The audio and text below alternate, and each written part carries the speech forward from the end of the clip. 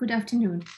My name is Juliane Camfield. I'm the director of Deutsches Haus at NYU, and it is my pleasure to welcome you to the Valor of the Misfit experimental art in late East Germany. Deutsches Haus at NYU and the DEFA Film Library at UMass Amherst are delighted to jointly present this conversation between Sara Blaylock, University of Minnesota, Duluth, and Seth Haus, University of Missouri, to celebrate the publication of Sara Blaylock's superb new book, Parallel Public, Experimental Art in Late East Germany, that just came out with MIT Press last month. And here is the cover. I hope you can see it. It's a fabulous book. Please buy it, read it, and pass it on to others. In tandem with this event, the DEFA Film Library at UMass Amherst and Deutsches Haus at NYU have made available a one-week screening on Vimeo of Claiming Space, the independent art exhibit scene in the GDR, the acclaimed 2009 documentary by Klaus Löser and Jakobine Motz.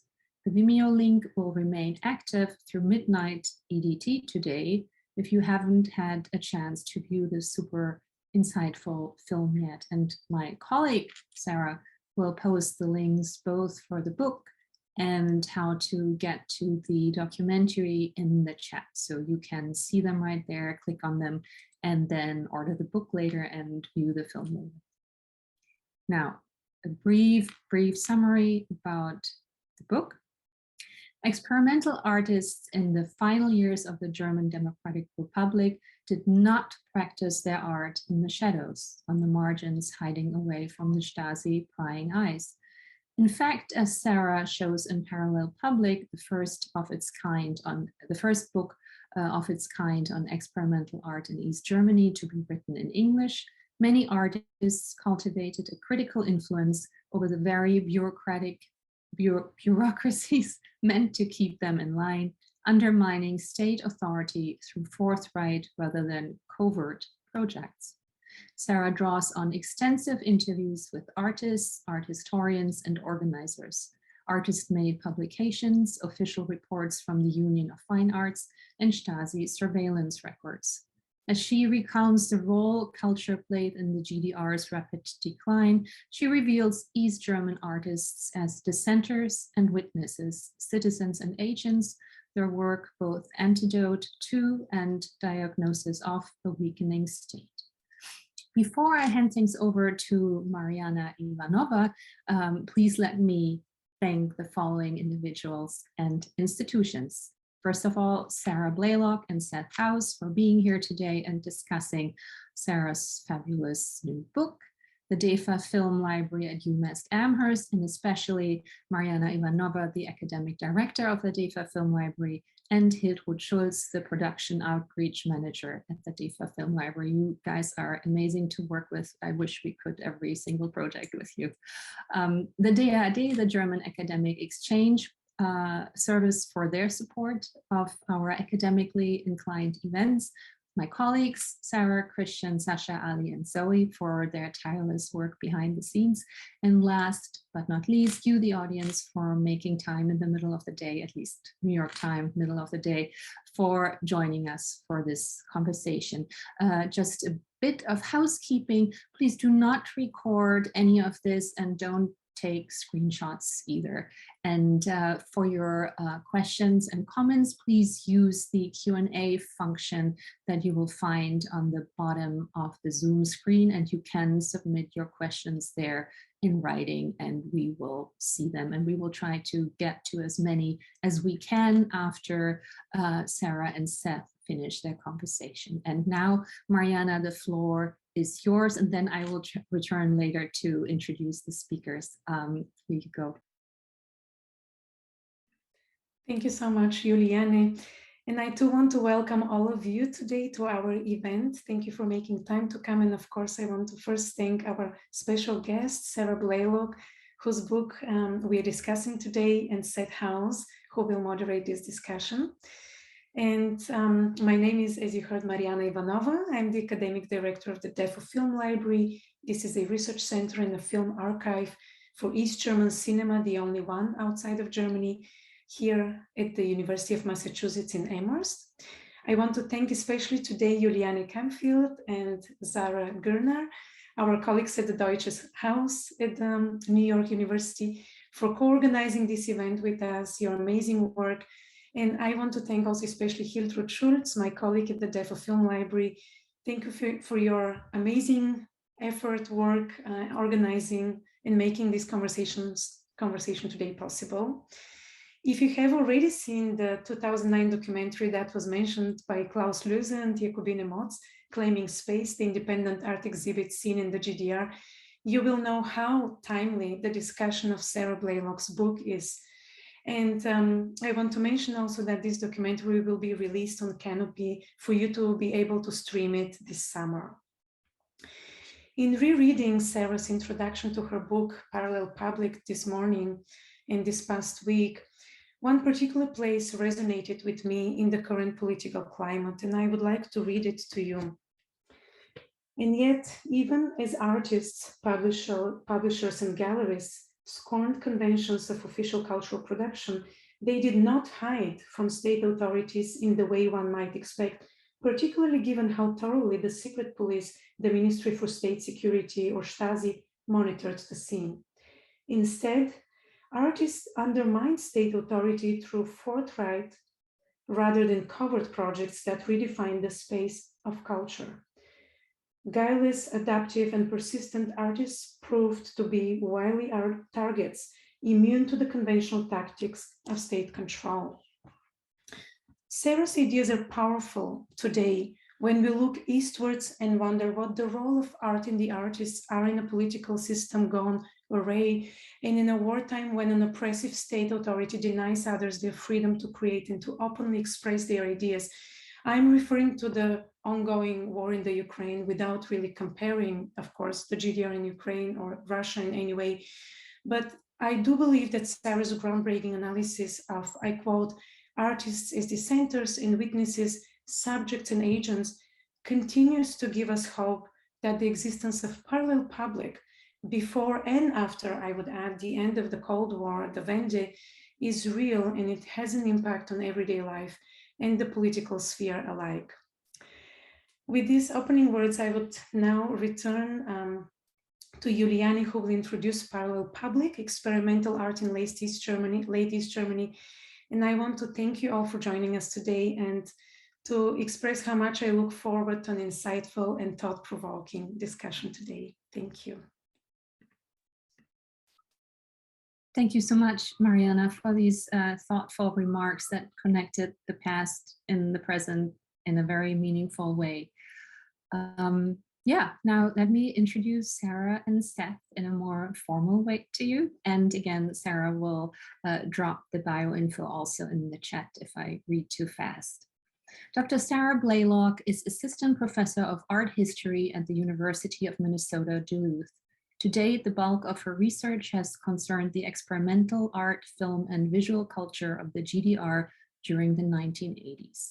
Broader interests include official cultural policy in state socialism, the art and visual culture of the Cold War East and West, documentary film from the Eastern Bloc, as well as global histories of modernism and postmodernism in Germany, Central and Eastern Europe, and the United States.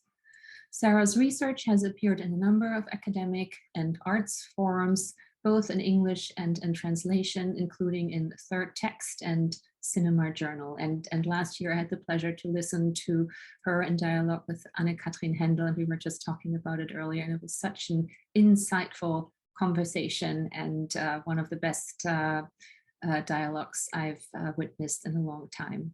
Thank you to the DEFA Film Library for organizing that. Dr. Seth Haus is Associate Professor of German at the University of Missouri. He co-edited the book Beyond No Future, Cultures of German Punk, published with Bloomsbury in 2016. In 2019, he published Moving Images of the Margins, experimental film in late socialist East Germany with Camden House. His current research focuses on the German Jewish artist, writer, activist, and intellectual Peter Weiss. Sara and Seth, please take it away. Thank you. Hello. Thank you so much, everybody, Juliana and Sara, for these invitations to converse in a really wonderful and important resource for the study and the debate of German culture and history in the United States. And then, of course, also the DEFA library, really the front porch of East German film and culture in the United States. It's so wonderful to reunite here with old friends and colleagues, and it's wonderful to have an occasion thanks to you, Sara. So wonderful. Oh, that's very kind of you to say, Seth. I am so honored and flattered by the energy and the resources that have been put into organizing this event. Thank you so much to Juliana Kampfield and Sarah Girner at the Deutsches Haus at NYU, and also to Hiltrud Schultz and Mariana Ivanova at the DEFA Film Library, which is was really formative in my origins in studying this topic. The archive is astounding, right? I see Barton Big also in attendance, right? So thank you for your foresight on the necessity of this research. And thank you to Seth Haus, right? Who has been a longtime colleague and friend, somebody who, I mean, I feel like there's not a part of this book that wasn't kind of bounced off with Seth. So I'm very excited to bring this book to you all in conversation with a very, very great mind and interlocutor. So, well, this isn't technically an awards ceremony. I would really not be surprised if awards are in the future of this book. So I'm going to permit myself to give a preliminary laudatio for the book before we actually get down to discussing it. There's a moment in the book's introduction where Sara focuses on one of the GDR's most prestigious art academies, the HGB in Leipzig, which is the Academy for Graphic Art and Book Art, and traces a trajectory from the 1960s through the 1980s, from Bernhard Heisig through Hartwig Ebersbach's experimental art collective, the Group 37.2, to the artist Hans-Joachim Schulze, the first Academy graduate to defend an experimental thesis project. And taking stock of this historical trajectory within one of the GDR's most prestigious cultural institutions, Sara writes the following. The example of 3 generations of artists producing unconventional, experimental artwork from within state-run institutions begs an important question. What did experimental mean in the context of the art of the GDR? Endorsements by or within the bureaucracies of official culture certainly muddy the definition of experimental, she continues, as well as the division between so-called official and unofficial culture. End quote. Taking up the concept of a second public sphere from scholarship on the cultures of the Eastern Bloc more broadly, and then adding the notion of a parallel public in order to, quote, draw attention to the ways in which artists use the apparatuses of official culture to advance their own agenda, close quote. She sets out to explore the emergence of that second public sphere, while at the same time, quote, maintaining the centrality of average, that is to say, official public life, to the development of experimental forms of art in late East Germany, close quote. That is to say, she's looking at both the deviation and the norm, the official and the unofficial, as co-constituted, co-constitutive, and always changing, right? She's not developing a set of rigid categories, right, into which a given work or a given maker either falls or doesn't, but rather is developing a dynamic explanatory model for thinking through this question of the experimental in a changing late socialist society. And she develops this set of concerns over 7 wonderful chapters, each of them almost an archive in itself. richly illustrated with material that even specialists in many cases will never have seen or will never have seen in this form.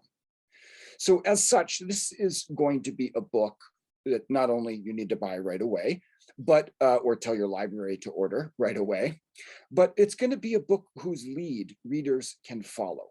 This is a book that is telling us what is out there, tells us how it got to be there, and what it meant to its makers and those who encountered it, and inspires us to think about what else might be discoverable if we go looking.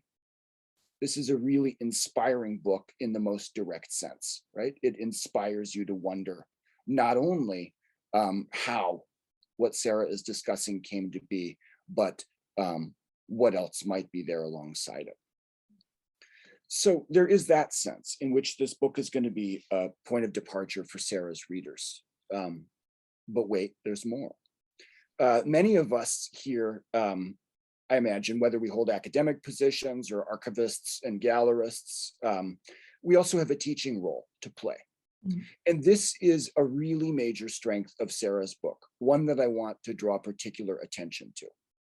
Because in addition to each illustrating a different facet of Sara's argument about parallel publics, and thus cohering as a real tour de force of scholarly analysis over the course of its nearly 300 pages, right?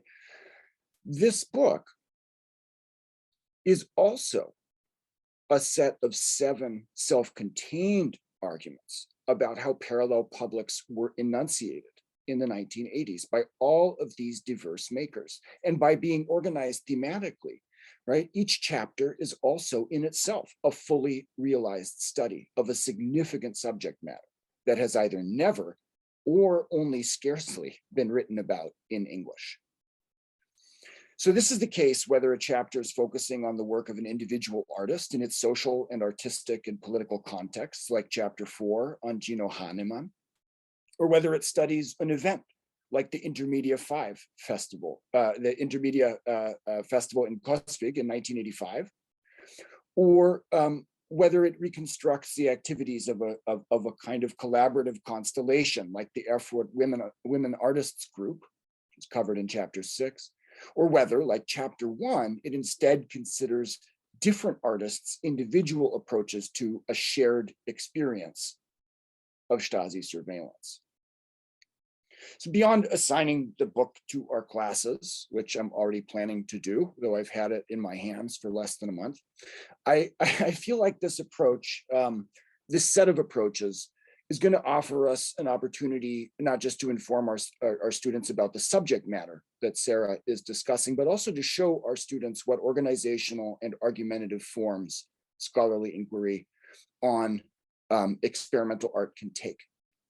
It's going to allow us to show them, on the strength of Sara's shining example, how archival research, interviews with artists, sophisticated theoretical readings, exhaustive engagement with secondary scholarship can all work together and still be readable, right? So learning from Sara is possible in a number of different senses. And one of those is certainly going to be in dialogue today. So I would now like to ask my first question, Sara, and I'll state it simply and then complicate it. The simple version is this: what was the East German state when it was at home? Throughout the book, we see so many different forms of governance, so many different governing positionalities. Art critics, teachers at art academies, right? Culture politicians with titles like minister or deputy minister, local gallerists and curators, even artists themselves, when they're applying for government money, are functioning essentially as primary investigators on grants. And I would be interested to hear your reflections as a scholar of the GDR on how you conceive of the East German state and whether you conceive of it in the singular as an East German state. Thank you, Seth, for that question. Before I get to that, I just want to say I had absolutely not anticipated those beautiful words. It was so kind. I'm really flattered. Thank you so much. I mean, so much to come from Seth, who knows this well, knows this area well, and that's really kind. Thank you so much. So to get to your question, right, the East German state, well, yes, absolutely. It's impossible to really, and inaccurate to assume one kind of boogeyman, right, of a state, because there were always, especially by the 1980s, great flexions in how people implemented state power. The main thrust of the book is to demonstrate those kinds of entanglements, and then to really disabuse the notion that there was such a thing as a quote official and a quote unofficial public sphere or arts spheres. So, so to your point, or to give some examples, right? I mean, the most radical form of performance arts that that I have ever studied began in, as Seth well knows, it's written in his book beautifully, I might add, was the autoperforation artists at an art school in Dresden, right? Who kind of had this great opportunity. Their set design instructor fell ill and said, all right, everybody, just do your thing. And these 3 of the 4 core group members happened to be in the same year of study, and said, okay, well, let's just tear things apart a little bit here and use this venue, right? Use the resources of this art academy to create some very unusual works of art, and not to just do it for ourselves, right? To not just keep it in the studio, but then to find the promises that are made within state socialist culture, which are art is made for a public, right? Art needs to be something that people can engage in. It's something that we, as especially an art academy, want to present to the folks in Dresden. So what do? They figure out, oh yes, there's this amazing carnival party every year, and it says that it takes all comers, right? Anybody can put in an artwork, and that's what they do. They make this not just 1 but 2 days of performance that ends in 1 iteration in concussions, right? It involves dead chickens and cows' gullets. Meanwhile, in the archive, I found some information suggesting that there was somebody from the Marxist-Leninist department who had signed off on this, right? Who had signed off on this series of events for the carnival celebration, which for me leads to that kind of really interesting experience many of us have had of kind of the punting of responsibility in bureaucracy, which would have happened in the GDR as well, right? So maybe this particular professor just didn't go to the carnival celebration, even though he was meant to, or maybe he was sympathetic to these ideas, right? And the fact is that a lot of people were sympathetic, right? There are, you mentioned the kind of history of experimentation that exists within East Germany, which would not have happened if there were not instructors or art historians in the Union of Fine Artists who were quite willing to accept a new form of art, right? And to advocate for it. So by 1989, East Germany having a really epic performance art festival that lasts a whole month, that is reported on widely in the Fine Arts magazine, and that is sponsored and funded by the Union of Fine Artists. So right, this kind of interesting understanding of how bureaucracy worked, also calling the government on its claim that art is meant to be for the people. So, okay, well then let me make, for example, in Eigenart, let me make a gallery that is a workshop, right? That is actually registered under an artist's name who's in the Union of Fine Artists. So it's a workshop. I'm going to have open gallery hours. Meanwhile, I'm also going to have durational performance and experimental installations. I'm going to make crazy films, etc., right? But all within the kind of line of what art was supposed to do in the state socialist context. So for me, I find that amusing and also smart, adaptive, right? So people who were, for example, Cornelia Schleimer, was effectively prohibited from painting or showing her paintings. So she started making films. Wow, what a good idea, right? She's got an alternative, even if she's, essentially, persona non grata as a painter. She figures out something that in fact East Germany really advocated for people to make home films and to pick up the camera, and she found this kind of way to kind of work around those systems.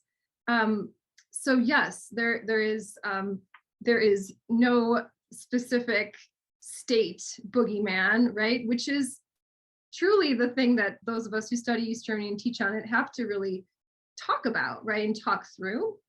The book I very intentionally organize around people's assumptions. So I start with talking about the Stasi very, very frankly, and talking about the ways people have worked through that as a huge state apparatus. And then I talk about those bureaucracies that actually were quite tenable or flexible. But the idea being, I know who my audiences are, and I know how I want to onboard them through the project. So great first question in that regard as well, Seth. If I could ask just a quick follow-up, because later in the book, particularly in looking at the Intermedia Festival in Coswig by Dresden, you emphasize the degree to which the difference between regional power and kind of central power, let's call it the problem of all roads in East Germany leading to Berlin, or as it was known in East Germany, Berlin, Hauptstadt der DDR, Berlin, capital of the GDR. I wonder if you could reflect for just a moment on the way that kind of centralized, let's call it national power, and then regional or local power interacted with one another, and whether or not the friction between those things made things possible for artists and makers. Thank you for that question, because it allows me to think through or advocate for other people's research, like Esther von Richthofen's book, which talks about this move from centralized authorities of culture to the establishment of a truly impressive number of regional cultural centers. The kind of necessity of any building program had to include a gallery or cultural space, to the degree that in the Stasi, one of the Stasi archives that I looked, or files that I looked at, there's a list of some 20 spaces just in Berlin, right, that are small and became the seats of really interesting alternative practice, because part of the project of allowing people to set up small cultural centers or galleries was to give them more control over their own cultural practice. And this happens in the 1970s under Erich Honecker, in a moment of cultural relaxation that is familiar to, I'm sure, the majority of people in the audience. And the idea being, let's take a little bit of a looser hand, a lighter touch on what people are doing creatively. So allowing people to have more opportunities for hobbies than just things in the work brigade. Now, of course, ironically, or perhaps completely predictably, at the same time that you start to have more independence, the presence of the Stasi through spies ramps up an extreme amount. And that allows me to come back to Intermedia 1, which was this festival that happened in Coswig, which was deliberately chosen. One of the organizers, Christoph Tanner, told me because it was close enough to Dresden, a major city, that people could get there really easily. So it's like a 20-minute regional train ride, but far enough from Dresden, and certainly far enough from Berlin, that it could be a little bit off the radar. The Cultural Center had been hosting experimental jazz concerts for many years. And so it was actually assumed that it would be completely fine for this event to take place. And it was 2 days of, hundreds of people, dozens of artists, visual artists, filmmakers, there was a fashion show, performance art, and it was also very heavily surveilled. The cover image of this book also is taken from the excessive surveillance of this particular event. And ultimately, even with state power very present, and yes, they were able to prevent Intermediate 2 from happening, right? Because it was called Intermediate 1 to have this happen again. What it actually did was inspire people like Gabriele Stutzer, who eventually would coordinate this collaborative film or collaborative women's feminist group, to make films, to experiment across media, right? Intermedia comes from the idea of multimedia. So although there were some very real backlashes against it, it was a moment where you did see an assertion of state power, centralized control over cultural centers that people had not anticipated. It nevertheless did breed a lot of collaboration. Many people left East Germany after this. They were kind of fed up and joined this wave of emigration that also was amplified in the mid-'80s. But many people just got more powerful in how they understood how bureaucracy was going to work. So, and even ironically, one of the organizers, Christoph Tanner, was invited to begin writing articles on experimental forms of art for the state-run magazine, which he explained to me as clearly the centralized nodes of culture understood that this was going to happen no matter what, and people weren't giving up on the desire to present this work. And he made a strong case for legitimating East German art by showing it as something contemporary, right? Something that could speak to movements happening in West Germany in particular. That's wonderful, Sarah. Thank you. We have a very relevant follow-up question from the audience about this image. And I wonder if you could talk us through the provenance of the photograph and then discuss the subject of the photograph to sort of give us a sense of the mise en abîme that's kind of going on here. Right. So so the image is of, a person, and then there's two people, right, who are at the Intermedia 1 festival. And the thing that always has struck me about this photograph, it's one of very few, for anybody who's worked in Stasi archives, there's not a lot of images in those materials. It's mostly written text that's pretty redundant, except for the occasional, as Seth and I have talked about, like pretty interesting analysis of an artwork written by a spy who is like aware of art. But in this case, what really intrigues me about this photo is that the person who is making the video recording, so the person holding the camera, clearly knows who is taking their photograph, right? There's sort of a friendly kind of dialogue happening between these two. And the person in the back also has a smile on their face, so we can tell that they are also, not uncomfortable with being photographed. So you know that whoever took this photograph was a friend, or at least an acquaintance, right? And this is, for those of you who don't know, the Stasi spies were regularly people who were just average, and just average people who were asked to report. There are many ways of understanding the impacts of those reports, right? Sometimes it would have exaggerated the experience, sometimes it would have taken the heat off. Some people suggest that the Stasi required that kind of presence to feel like they knew what was going on. That's kind of a larger conversation. But the image is really interesting because it is really symbolic for me of the kind of obsession that the Stasi, as a centralized form of control, had with observing and recording, but not having any effective measures to take against those artists. So yes, they were present, right? This is a fact, but perceived power is different than actual power.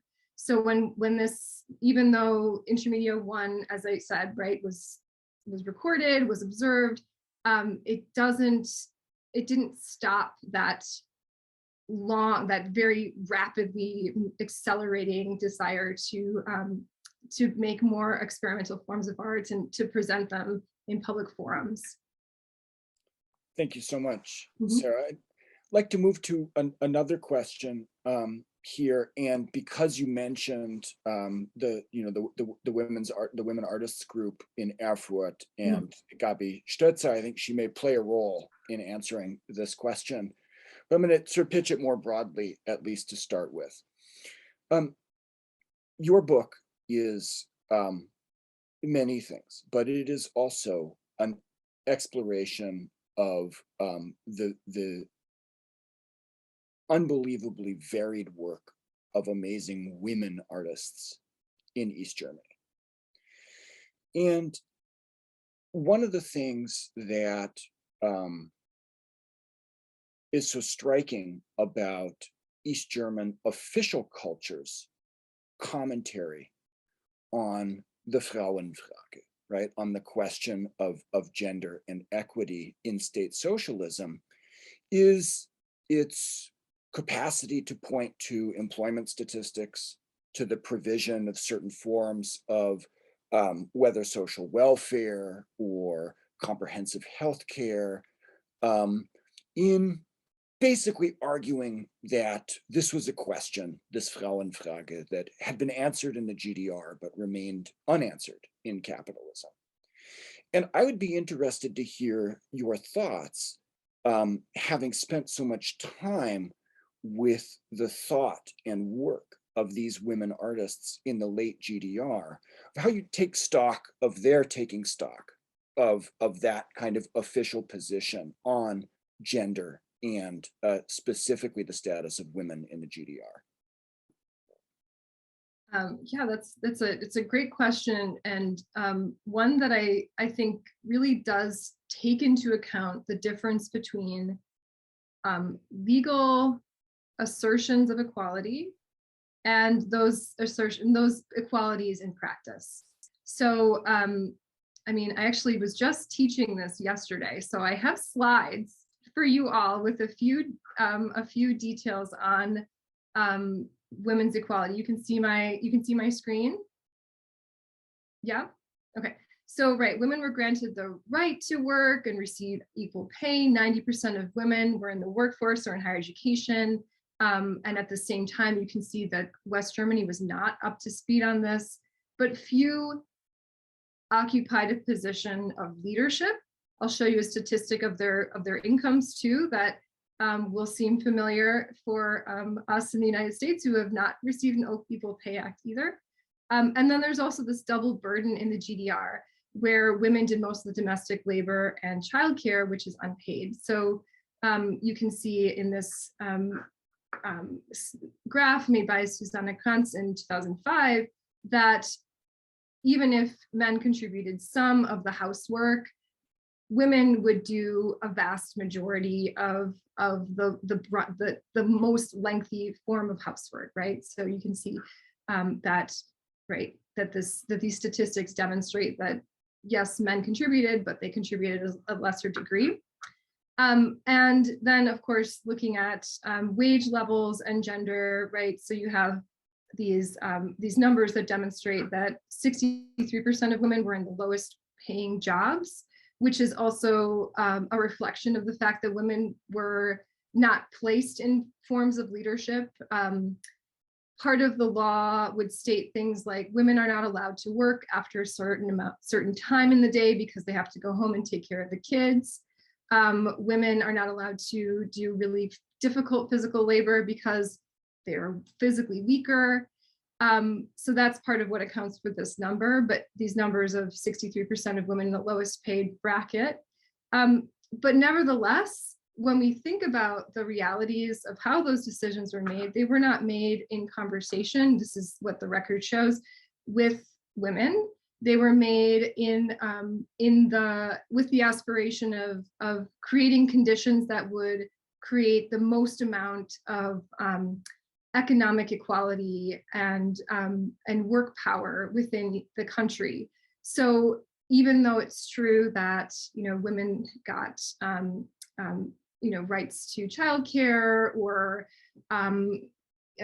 freedom of choice, things like this, those decisions were never taken with a woman's voice in the room, and that speaks to that change, that need to change the climate, right? So there was no changing of how women's work was perceived. And by the 1980s, there were lots of women who were involved in activism to try and correct this problem.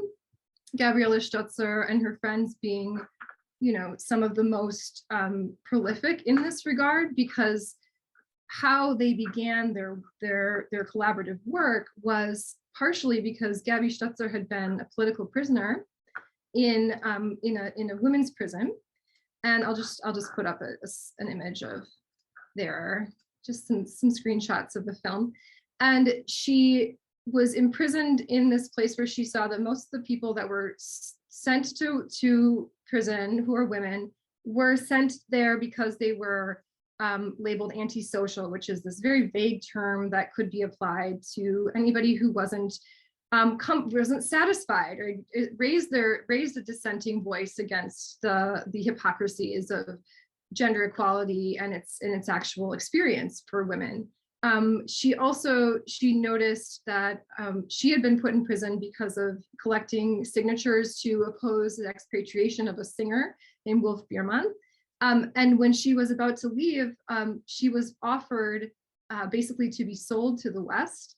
And she thought, okay, so because I'm an activist, she was also a student at an art education at a college, she realized that there was a class-based reality to how women experienced dignity in East Germany. So she came out of this prison with a real sharp focus on the need to work collaboratively and to bring people together, to make them feel like they were worthy of being listened to, which is so important in creative practice. She started out with having women come together to make work on a loom together, right? So a loom itself is something that usually needs to be shared because it's so large and expensive. And eventually she starts making films with people, or doing other performances or selling clothing, things like this. And the whole project of it was to give people a sense of another space for them to be, right? A place where they could feel agency through a collective identity, and feel empowered through that.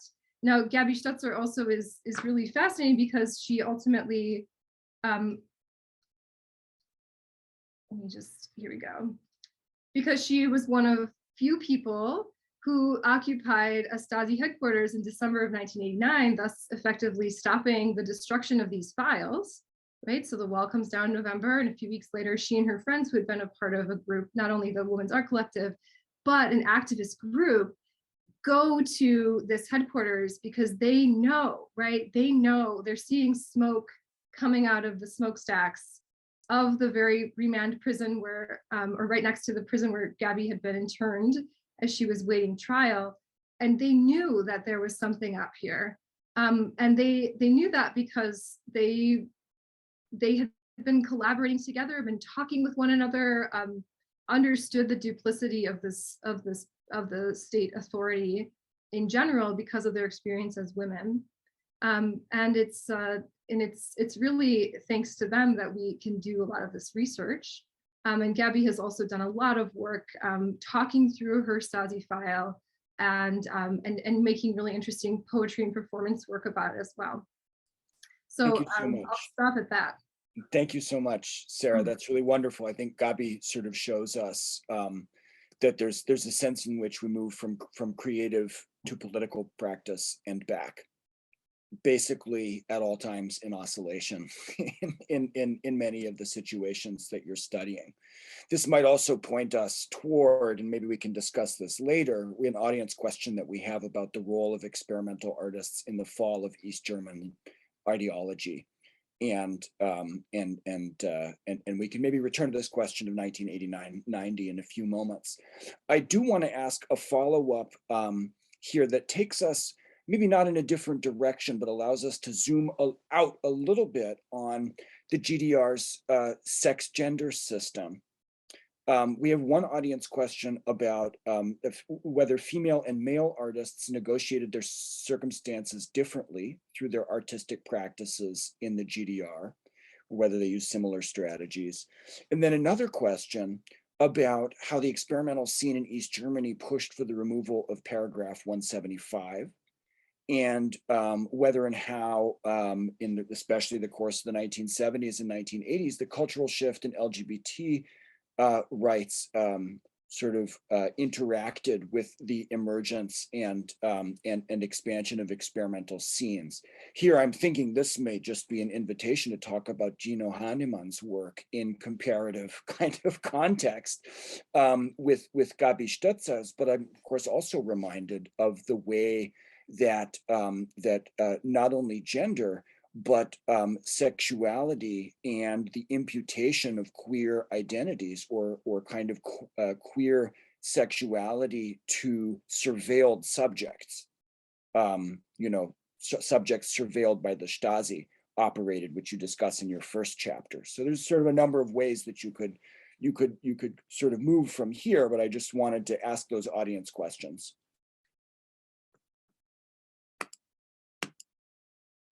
Yeah, there's so many good questions there. I'll think first about this question of how men versus women, you've been answered, okay. How men and women addressed their gender or their sexuality. And Gino Hahnemann is an excellent example of somebody who was, I guess the word is maybe unconcerned with what people would think about him showing his gay identity and really reveling in that. I'll show you a still from his work here. So Hahnemann was a writer and also a filmmaker, and was really made these very Baroque historical films that often explored, but latently, so not explicitly, as you can see in this image here of Cornelia Schleimer and a person named Scipio who is wearing a dress and would reappear in Hahnemann's work in these gender fluid identities. And Hahnemann has written, or did write, about the fact that for him being gay was part of who he was, and he didn't think that it was something that needed to be targeted as a topic, right? So for him, it was very clear and easy to bring in this identity.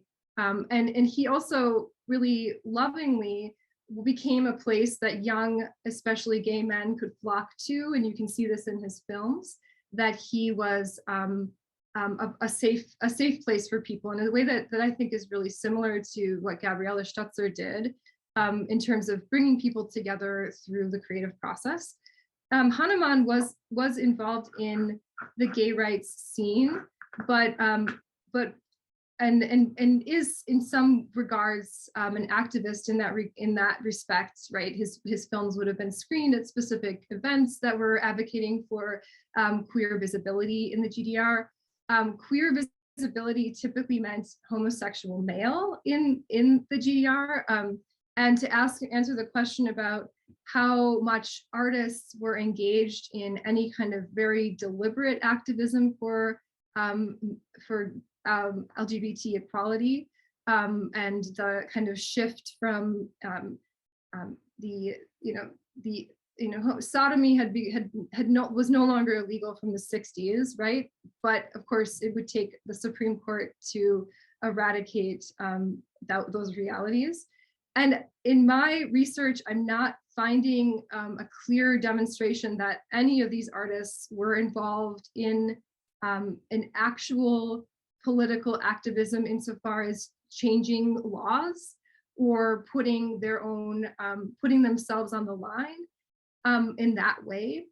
The only exception being that Gabriele Stutzer was part of this group, Women for Change, that was quite visible and advocated for lesbian rights as well, which isn't to say that I don't think that their work has a political substance. I think it really matters that Hahnemann went into this writing and film sphere that was very male dominated, and just did this work and didn't divide it from those populations. He did make some films that were more explicitly about gay life, but the films that I focus on in the book do that kind of work that I think that he has written about, that was not dividing these two aspects of his life.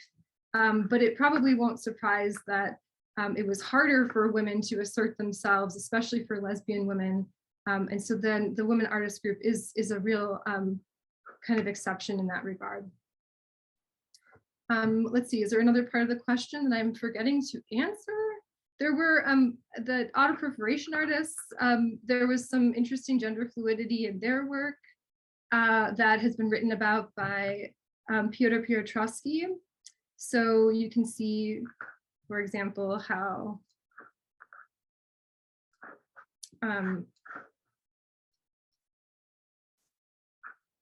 in this performance in Dresden that we have, Misha Brendel basically unclothed, Wien Lewandowski dressed in clothing that would be typically considered female, and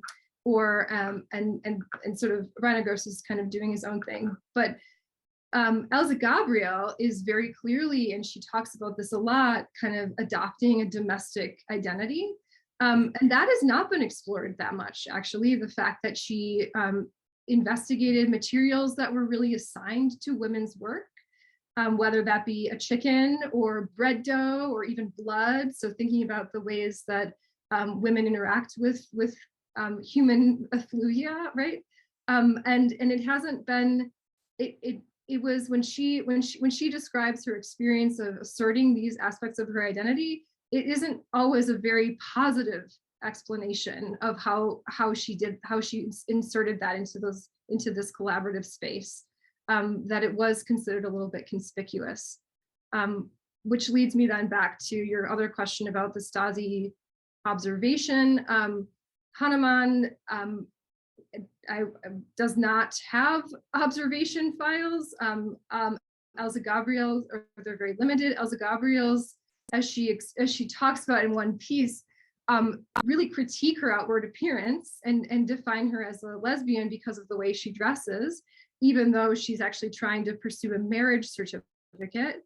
So there is a clear imbalance in how authorities even decided to observe women or men, regardless of their sexuality. In general, women were observed less than the male artists because they weren't considered relevant. So I feel like I've answered a lot of that question, but there's more. Please let me know. Thank you to the audience for those. We might get some sort of additional kind of follow-ups from the audience on those questions. Moving toward and maybe past 1989, 1990, one of the things I'm struck by, both in terms of what's in your book and what your book has to be, is a question of canon formation and the archive. Because if we look at East German art history, the largest dollar or Valuta mark acquisitions of East German art in the 70s and 80s are going to be of easel paintings by Western dealers or collectors like Peter Ludwig, right, the famous chocolate heir of Cologne. And in the 1990s, there are vociferous debates about the disposition of East German art in museum collections, and the question of whether or not museums, galleries ought to even bother to continue acquiring work by East German artists or by artists who had been trained in the East. So in a sense, one of the things that your book is having to do is think through the question of access. Who actually can see these things these days? And how do we get access to them? Since unlike Gerhard Richter's work, or even Bernhard Heisig's, there are no, catalog raisonné, there's no, they're actually, in many cases, these works are accessible only through the artists themselves, through personal archives. So I'm wondering how, in writing a book of this scope and on this subject, you thought about both the question of how you were going to get access to these works or to these artists, and then secondarily, the role that your book is going to play in giving readers access to these works and not others, or to these works as opposed to, say, West German, right, neo-expressionism of the 1980s. It's a big question, but if you could just maybe reflect sort of on canonicity, the archive, and access, that might be helpful for folks to get a sense of the problems that you faced that may not be evident on the surface because of how elegantly the books turned out when it comes to working on these materials. Thank you so much. That's a good question, because it is for me probably one of the more interesting aspects of writing this book was how people who know me, I just kind of launch in, right? So my ability, or the things that would happen when I would just write someone an email and say, hi, I saw your image in Paul Kaiser and Claudia Petzold's amazing book, Bohème in der DDR, which is exquisite, right? It's like, it is such a beautiful archive. If you talk about that, I mean, the images in there are extreme, right? There's so much in this book. And I would say, hey, can I meet with you? Can I talk with you about your work? And then those conversations would yield often an invitation to visit somebody's home and look at their archive. And I had somebody in grad school really advise taking pictures of people with their archives. So I have these really lovely images of people kind of showing me their stuff, which was very well organized usually. And it's an interesting kind of quality of the work from East Germany that people really recorded it well, or kept it well, kept their flyers and flat files, almost in anticipation of this moment to come when people would be interested in their work, or maybe just an archival impulse that many of us already have, right? But it was a lot about personal relationships, or putting in a search term. Like I found Gino Hahnemann because I put in I don't remember what search term I put in, but at the Akademie der Künste in Berlin, and he's passed some years ago, and he was very great at archiving, and his entire archive is in this place, his entire archive of films, I should say, and a really amazing journal that he kept. And I'm just poring over this, just totally charmed by the sincerity of how he described his process.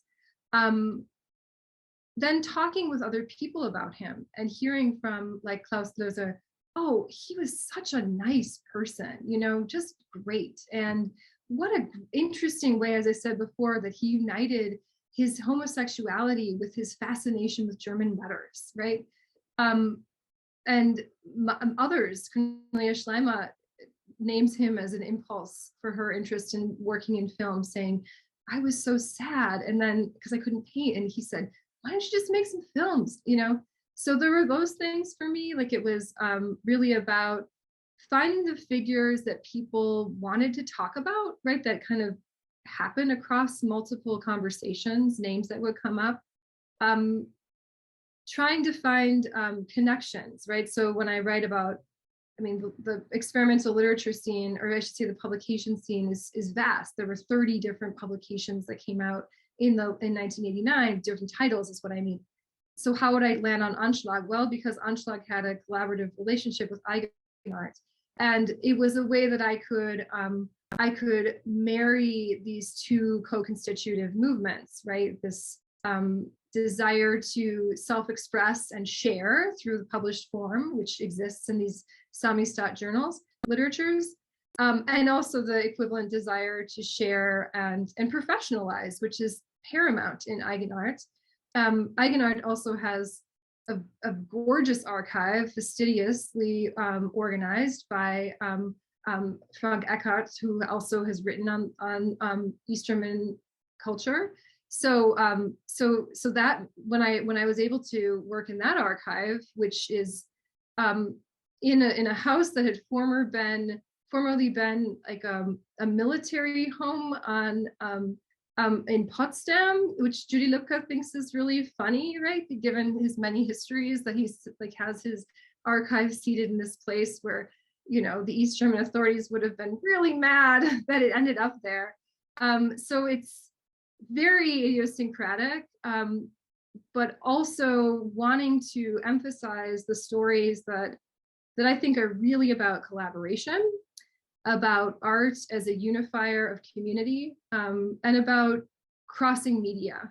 So it was, and then of course this other leitmotif of looking at people who were working in official spheres in some capacity. So being able to make that argument.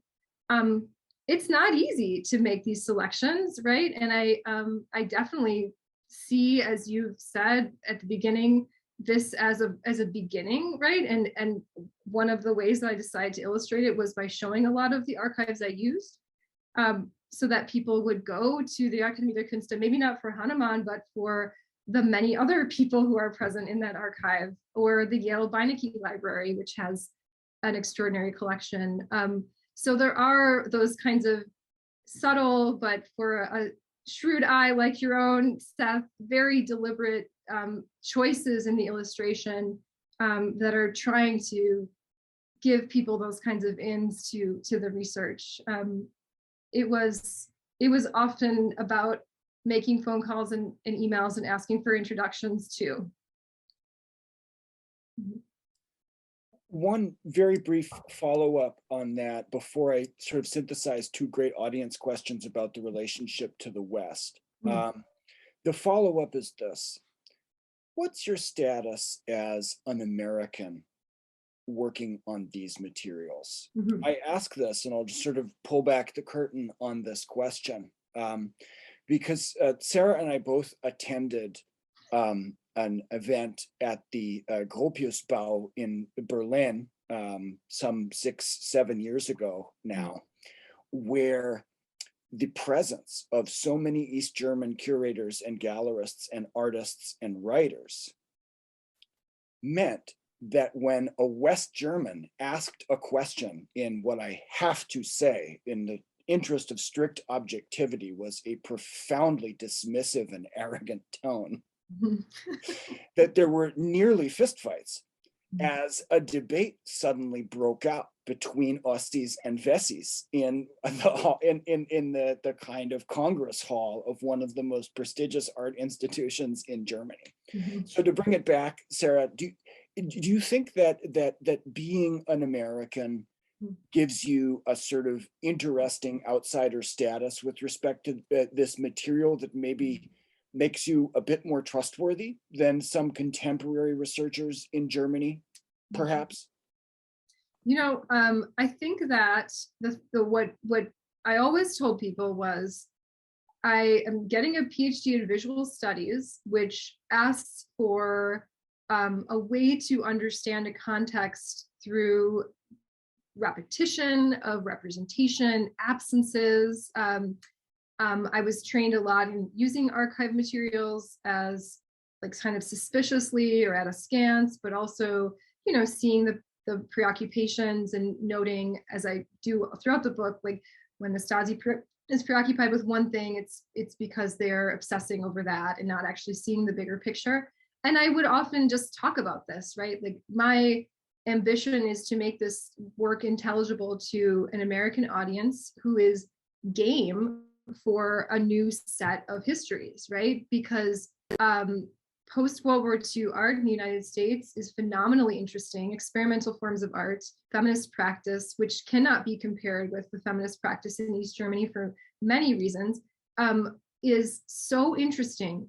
And I was so lucky to have, people on my team, including Hunter Bivens, who's here, who were experts, who are, I should say, experts in East Germany, and also having people on my team who are on my dissertation committee who are art historians, film historians, right? People who really helped me to explain this through lenses that would be intelligible to an American audience. So all to say, I don't know if it's that I'm more trustworthy. It's just that the conditions of the research always lent themselves to introducing the work both within its context and outside of it, right? And in fact, future projects, I would prefer, right, to explore more of that outside of the context work. For me, it felt really necessary to write this book, right, to get through some of that or detail some of that. Like, as I said at the beginning, kind of starting with people's biases, understanding that in West Germany or Western Germany, there persists a bias against this material, and kind of just talking through it, right? Like when that person said, oh, there could not, it was the second day of this amazing conference, and he's like, I just don't think there was art in the GDR. And everyone's like, where have you been? I mean, have you gone? I just want to interject here. That is literally what he said. Yes, after, right? And it's just phenomenal. He said there wasn't, I just can't believe there was art in the GDR. Yeah, and it was just shocking, right? It was, and it's so funny because Seth and I were talking about this a few weeks ago, and we both had that same really poignant memory. And that was really motivating for me when I was just finishing up the dissertation at that point, which informs the book. And it really punctuated for me the necessity of being kind of, someone outside of this country where, the people who are Germanists and who are from Germany know how complicated that history is. And I don't, that's not my training, right? So although I attend to it, it's my deeper interest is in politics of representation, presence of gender, class representation, collaboration, right? So those were my questions. And I always brought it up. I always said, this is where I'm coming from. So it wasn't an issue.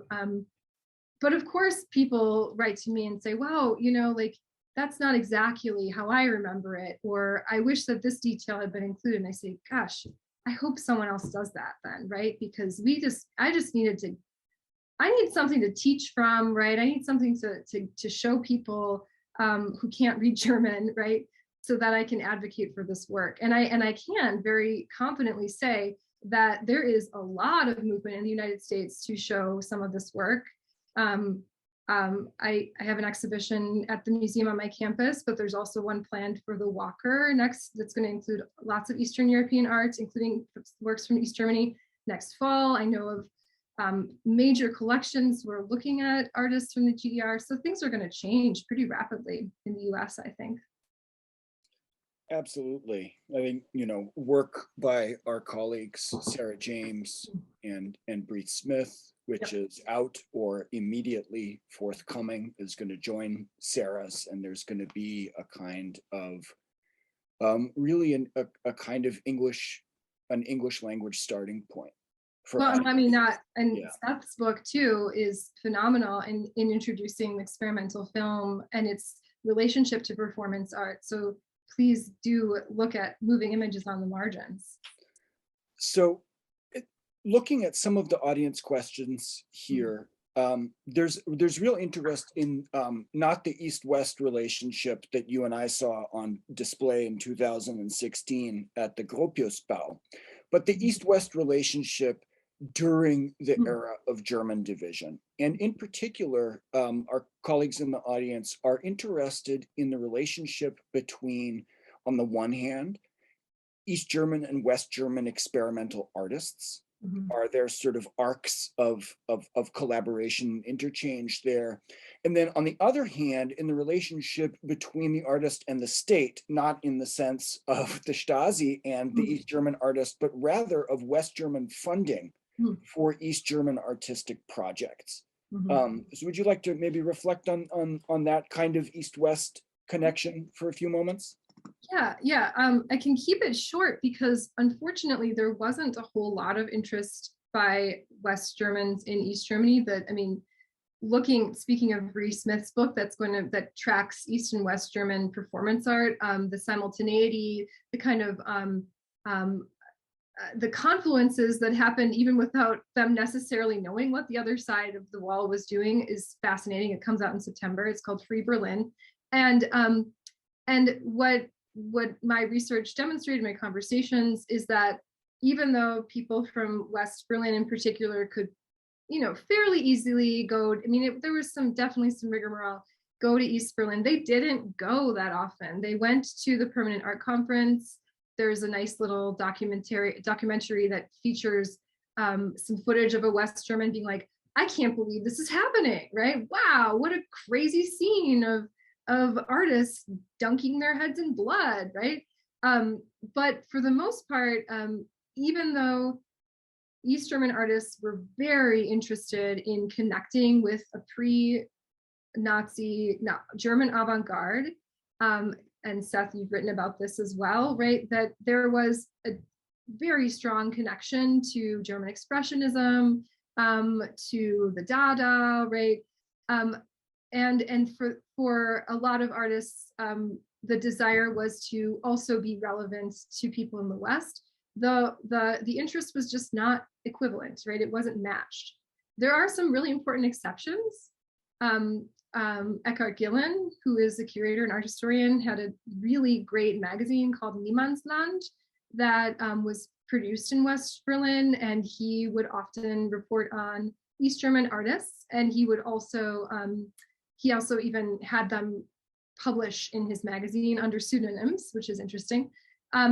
Or Joseph Beuys was just a heroic figure. So Joseph Beuys was a person who worked in social practice and did a lot of work on East Germany, a lot in terms of being much more than anybody else. And East Germans really heroized him and used him as a model.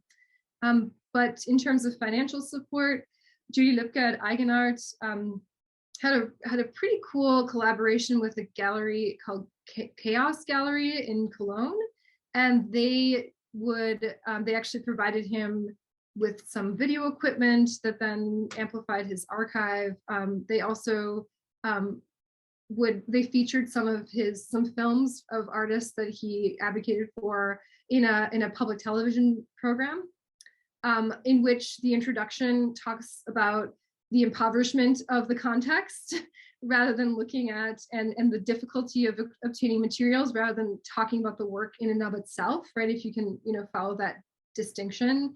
And there were also plenty of folks who moved from East Germany to West Germany, especially West Berlin. And so they might say, hey, let's put this person in a film screening series. But it's very interesting to me and very telling to look at some of those programs, which in the late 80s are saying, we're so excited, we finally have an East German program. And I think, wow, people are making films in East Germany very diligently since the late 70s. Like, why did it take this long, right, for this work to get a stage in the West? So no, the interest was not really there. And also if this question comes to people's minds, people in East Germany were not that interested in collaborating with people in Eastern and Central Europe. So those things didn't really happen either. Mm-hmm. Thank you so much, Sara. And thanks too to the audience for these really wonderful questions. I think we're sort of about 15 minutes from the close here. So we will increasingly orient ourselves toward the audience. I do want to ask one set of questions that have been sort of on the docket here for a moment. One of them is about the relationship to socialist realism. The example that's mentioned, as you may be able to see here, Sara, is that the critique of tracking shots as bourgeois offered early on becomes, satirized ad nauseum by new wave filmmakers who then employ tracking shots, right? Satirically or subversively in order to point up the absurdity of this prescription or proscription, depending on how you want to view it. Is there a relationship to socialist realism, a satirical relationship, a kind of relationship by non-representation, where they're just completely leaving out any question of socialist realist representation? How are artists kind of dealing with the prescribed in the 70s and 80s? Yeah, that's a great question. There's one thing is that the kind of allegorical work, right? Work that really clearly thematizes the frustration of living in East Germany is definitely the message in somebody like in the groups like the autoperforation artists, where as Elsa Gabriel described to me, we were all poor little sausages and we wanted to show ourselves as poor little sausages. So we picked up the most extreme materials, whether that be flies or rats, and we put ourselves in these contorted positions and kind of, hurt ourselves, injured ourselves to try and really thematize that experience.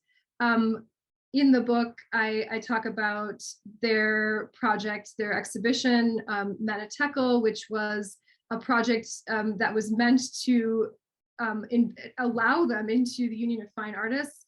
And it involves things like dead cows, well, obviously dead, but cows' hooves that are rotting in this gallery, wallpaper that is deteriorated and has been torn off the walls of people who've left for West Germany, an aquarium filled with little figurines of workers and farmers tilling the land.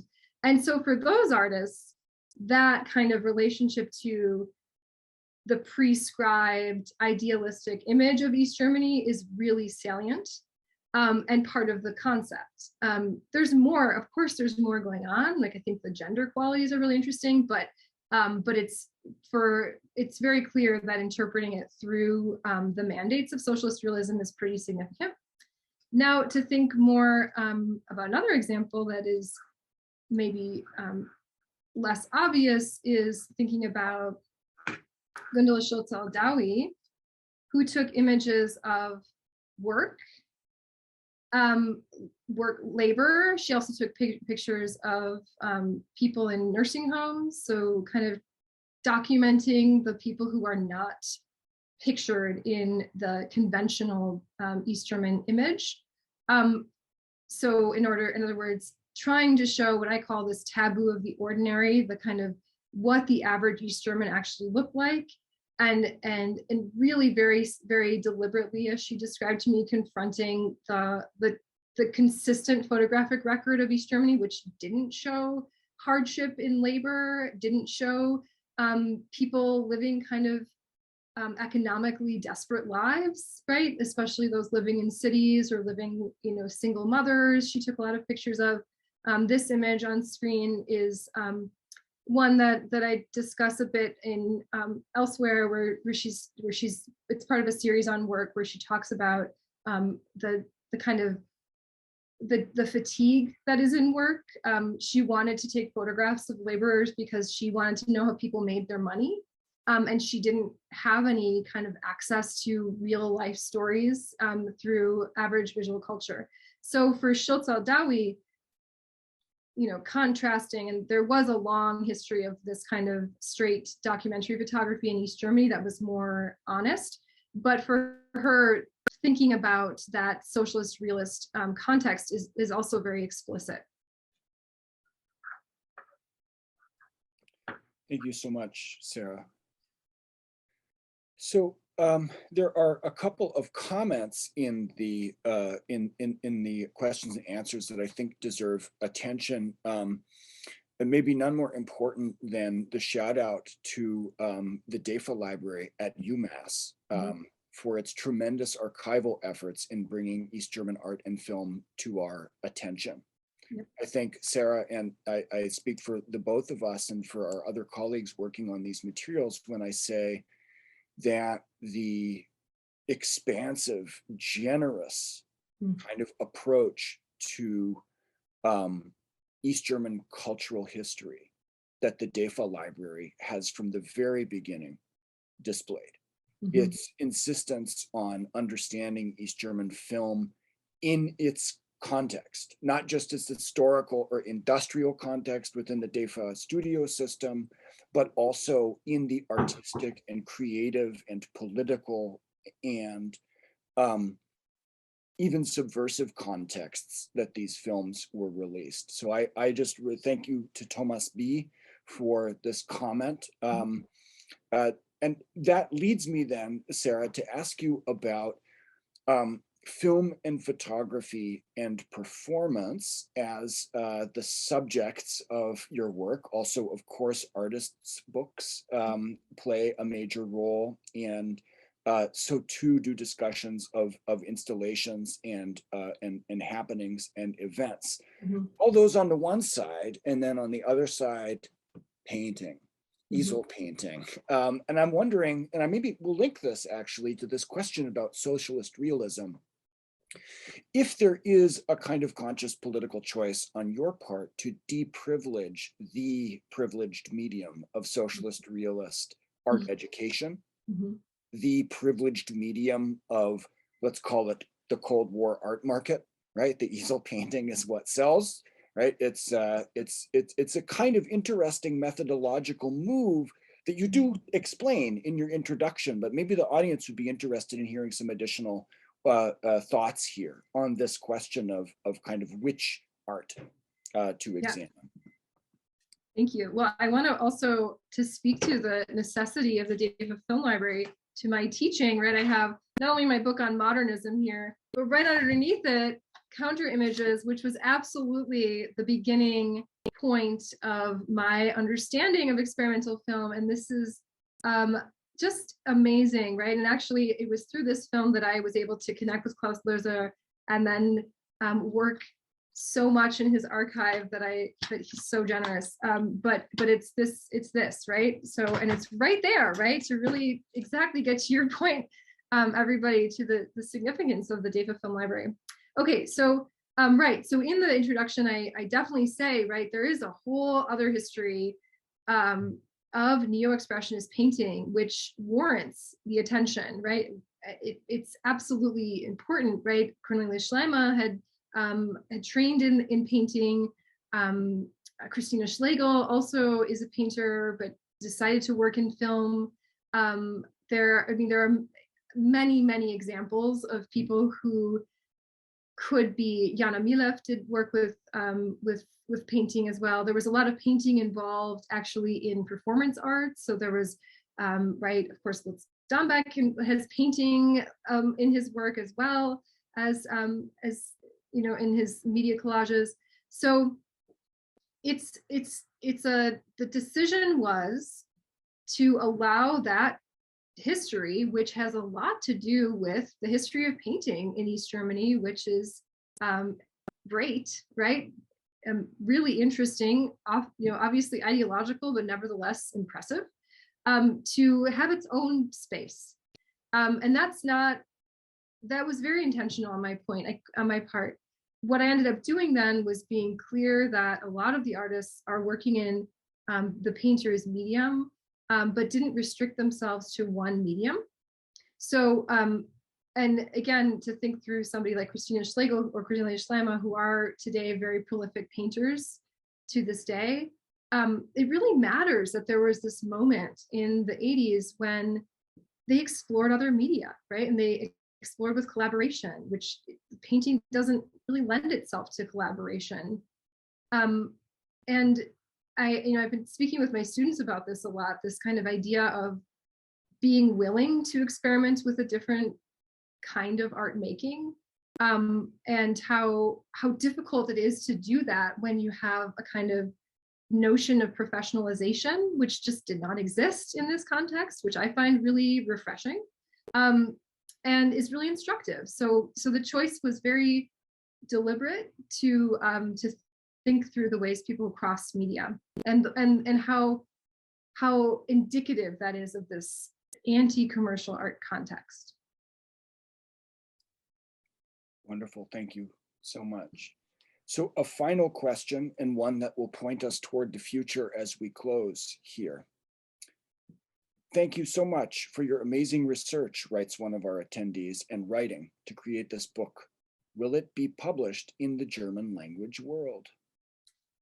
You know, I talked about that with the publisher, and I can't remember if it's the possibility is in the contract or not, but it's definitely something I would like to see happen, because it certainly makes sense to read this history in the language to which it was spoken to me, or what I read through. So I would certainly like that to happen. There's nothing on the table yet, but thanks for that question. Thanks to every member of the audience for all of these wonderful questions. It's so great to see people engaging with Sara's work, which not only now, but in the years to come is going to deserve so much engagement. Thank you, Juliane, Sara, for hosting this event, to Hiltrud and Mariana, of course, also for making available the documentary that is still available. Yeah, scroll up in the chat for access to Klaus Löser and Jakobine Motz's really important documentary on the enunciation of space to exhibit and perform and make some of the works that Sara discusses in her book. But of course, thanks most of all to Sara for writing this book and bringing us together. We're all so grateful to have this work. I think we're done. Okay. Juliana, would you like to bring us home? Yes, I'd love to. I can't thank you enough, both you, Sara, and you, Seth, for bringing this together so beautifully and making this conversation grow organically between your own thoughts and questions and observations, and weaving in the audience concerns. And I've never quite seen it done so elegantly. Seth, you are a master weaver, and Sara, I'm just in awe at the amount of research and thinking you've been clearly doing for many years on this material. And it also is so wonderful to see what a group effort that was, how many people you spoke with, how many people, shared their memories, their observations, how many archives you visited, and also to see that there's still more work to do for the next generation of scholars. And also, of course, as has become quite visible, the importance of the DEFA Film Library and the wonderful people working there, helping scholars like you, Sara, and Seth, continuing this really important work, evaluating, re-evaluating, and giving it really the full and utter recognition it has always deserved. And it has been said, it has been said in the past, to see that people have been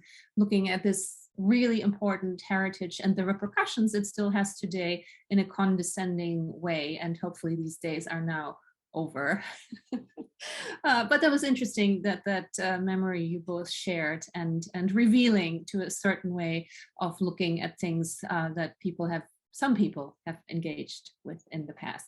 Having said all this, I hope you, the audience, enjoyed your time investment today, and that you take along many questions and thoughts as we end this program. And of course, you will be able to revisit it once we publish this video and once it's been made ADA compliant, which will take a couple of weeks. But then we can all view it again and share it with colleagues, students, the general audience, to be viewed at a later point, which is also always important to keep these conversations present online.